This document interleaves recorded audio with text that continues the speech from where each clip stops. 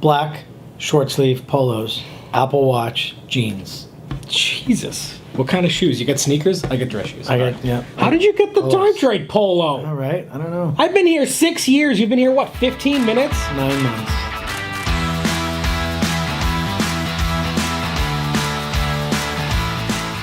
Hello, everybody. Thank you for joining. This is a brand new series we're starting here at Time Trade. I'm Chris. Randy. And we're going to be going over best, worst practices and really cool innovations that are used in the customer experience, the buying process in both consumer and B2B or business to business. So for our very first topic that we want to cover on the show, we stumbled on this pretty cool video from Gary Vaynerchuk. He's an influential marketer.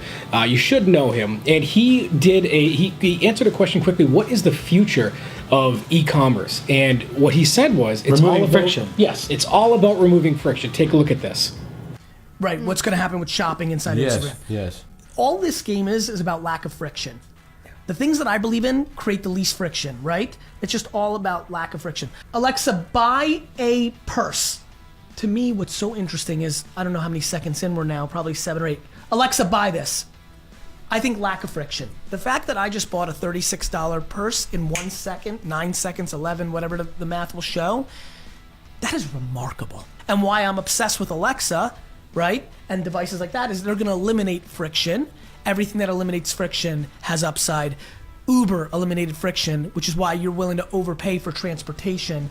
Friction is the enemy, period, end of story. That was cool. Yeah, I mean, pretty interesting stuff. I've purchased things through my Alexa, but the net is, he's talking about buying something in as little as 9 seconds, removing that friction from the sales process. And the thing is, we see this isn't something that's just B2C. This is B2B. This is a huge impact in B2B sales. And I mean, Randy, you've been in sales for about 20 years, Yep. which is crazy. Yeah. And that you have your hair still. Yep.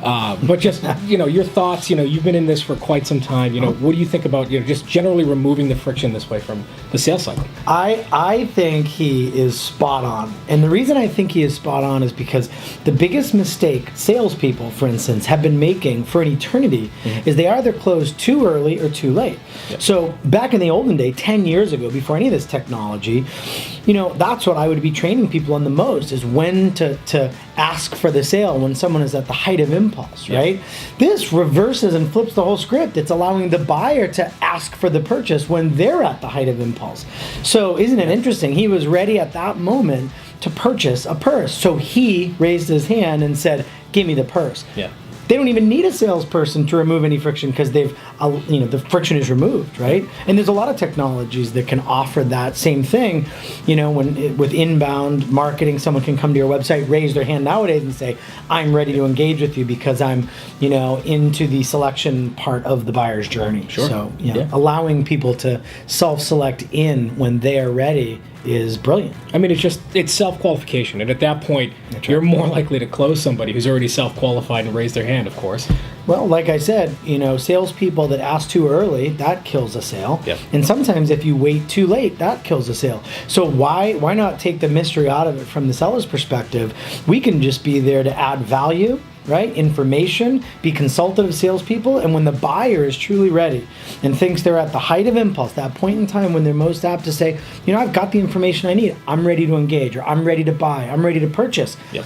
It's not only Alexa that can make that possible. Right. Businesses can do that today as well through their website and other channels, chat, other things we're going to be talking about in other episodes. That is true, yeah. So, I mean, that's just it. It is very powerful stuff to be able to remove that friction. You have to make it easy for people to buy. Exactly. I think that's the overall concept, is making it easy for people to buy when they're ready. I mean, actually, there's sites I've been to as a marketer trying to subscribe to other B2B services, and they go dead. I hear nothing. I Fill out a form, never hear back from anyone. So, it's ridiculous. So I guess my question to you guys, because we want to hear actually from the audience, we want to build a lot of information here from you guys and actually get you guys involved with the show as much as possible.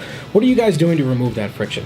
How are you fielding in those inbound requests off your website? Are you using things and technologies like chat? What is it that you guys are doing when someone raises their hand? How are you getting to them as fast as possible to close them? I'd love to hear from you guys just on advice and great techniques that you're using. And that's it for our first episode. We're looking to keep these short. I'm Chris. I'm Randy. Don't forget your name. Yeah, no. This is our first episode of Unmissed Connections. I hope you guys enjoyed it, and we hope that we get better quality out of these soon enough. And please subscribe and give us a like. Hopefully. Because if these fail, I'm out of a job.